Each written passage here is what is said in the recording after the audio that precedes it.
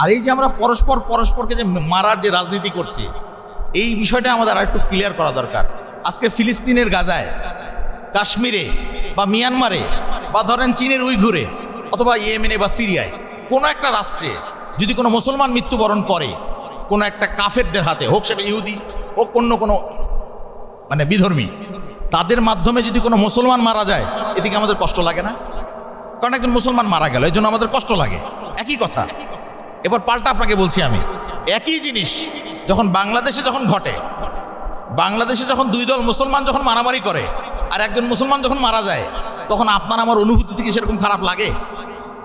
লাগে না। তার মানে আমাদের শিক্ষাটা এমন, আমাদেরকে এমনভাবে বোঝানো হয়েছে যে আমরা বাংলাদেশের মুসলমান মরছে আমাদের কোনো যায় আসে না, কিন্তু অন্য দেশের মুসলমান মরলে আমাদের কষ্ট লাগছে।